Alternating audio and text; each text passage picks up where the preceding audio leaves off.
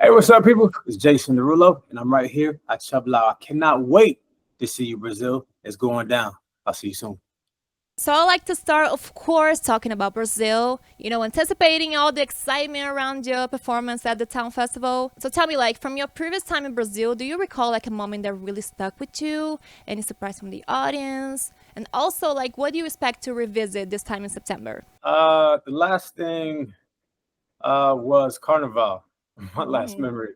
And it was unbelievable. I went with Anita, which was Mm-hmm. unbelievable.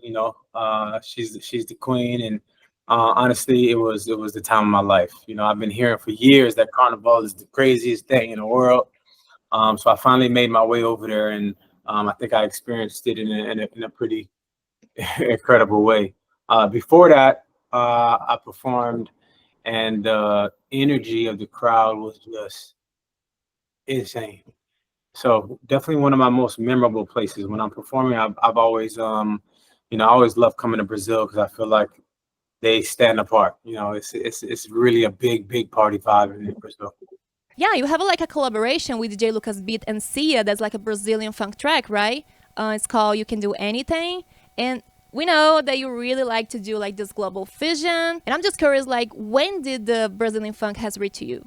So I've always been a fan of Brazilian funk. So I've been wanting to do something in that world for a very long time. It just so happened that it happened with Sia, who is somebody that I admire a lot, and DJ Lucas. I mean, just an insane beat that he created. And when you married all the three worlds together, I think it was magic. So let's talk about touring. You called this one like the last dance tour. So can we really call it a celebration mixed with like a farewell vibe? Yeah, for sure, for sure. I feel like that's the nature of it, and it should be that. I've been so blessed in my career. I've been honestly, it's been the craziest ride. So yeah, I want it to be that. I want it to be a big celebration, and yeah, this Brazilian show will be part of that farewell to the legacy. You also mentioned that your next album might be your last. Is that right? Yeah, that's true. Yeah. Why choose to stop now, man? Like at the top of your career? I feel like there's something to be said about going out being the best version of me. I've never been a better singer. I've never been a better dancer. I've never been a better songwriter.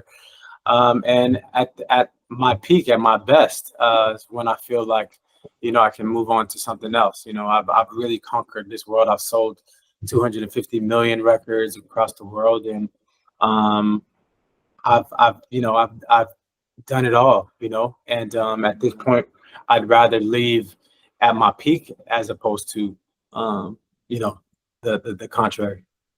That's fair. That's fair. That's very smart. And this got me wonder, of course, is there like a secret skill or passion that's been motivating you behind the scenes that you haven't shared with the world yet and you would like to work in the future? Yeah, so I've been wanting to dive into film for a very long time, and that's been a itch that I've been wanting to scratch. Definitely, I'm taking a huge dive into that world, but for now, it's all music, music, music. So I'm making music every single day. Like you can't see it now, but on this desk is literally speakers, laptop, a whole studio that I make in every in every hotel room I'm in. So I'm always making music. So everything is music, music, music centric right now. Lots of incredible music videos coming, super cinematic, a lot of a big time dance.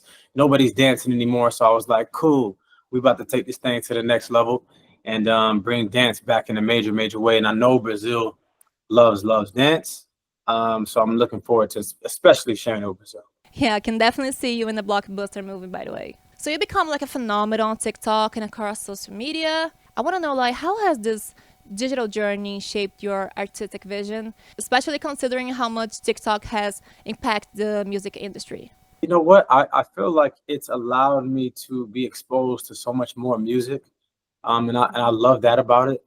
I also love that it's formed a kind of a situation where there's no rules, like you can release a song, then release a slowed down version, then release a sped up version, release a crazy remix, and you don't really know which one the people may like. You know, they may just pick the slowed down version and run with that. So I love the fact that you can share whatever with the people, and they can choose whatever they want to gravitate to. I think that's a beautiful thing, and even more so than that, I love experiencing new sounds. You know, I think instrumentals are more popular than they've ever been.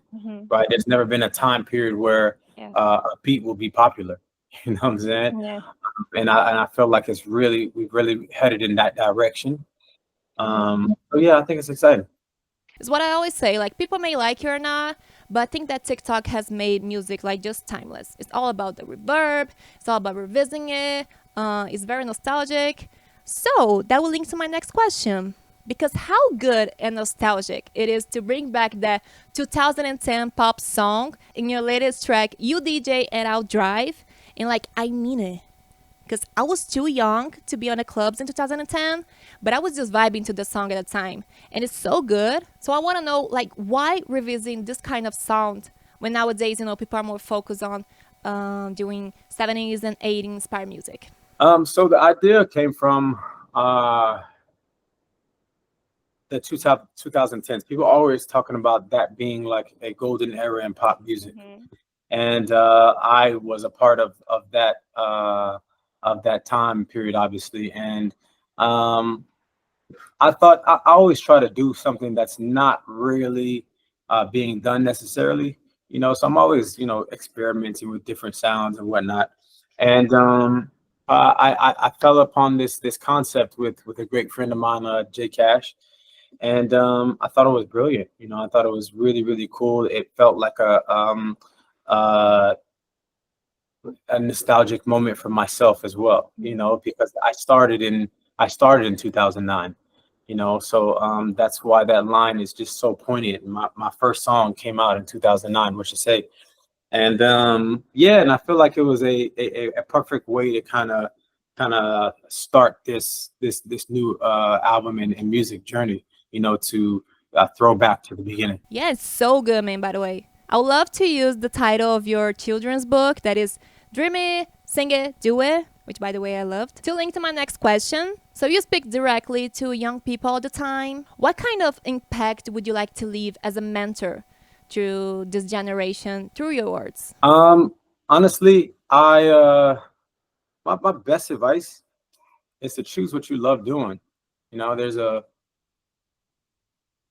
life is short, and we can either spend time trying to make money and trying to you know, buy nice things. But I promise my best memories are the memories in the grind doing what I love doing. You know, those late nights in the studio, working, grinding. I can look back on those moments and be like, yo, remember that time when we made blah, blah, blah? Remember when we did this, when we stayed up to 5 a.m? And those are my favorite times. It's not buying any jewelry. It's not buying any material thing. Those aren't my favorite moments. So I would implore you to pick something that you love doing so that you can do that and spend all your time doing that. And finally, Jason, you're a hit maker, a powerhouse performer, dancer, entertainer, an incredible vocalist. You really have it all, man. So I really love to know, what kind of legacy would you like to leave behind for music and for all time? You know, musically, I've always just wanted to create timeless music that could remind people of a time, or be a small part of people's journey. You know, it's my favorite thing when somebody comes to me and they're like, hey, riding solo helped me through a breakup, or marry me, I proposed to my girlfriend using Marry Me, or, you know, I had some of my favorite times in the club at Swalla, Talk Dirty, you know, or Savage Love got me through the pandemic, and Take You Dancing got me through the pandemic. You know, those kinds of things are those are my favorite kind of moments, you know. So when we're talking about my legacy, it's just really being a part of people's lives in some way or another. Thank you so much for your time, Jason. Such a pleasure talking to you. Hope to see you in Brazil like anytime soon. For sure, I can't wait, Luiza.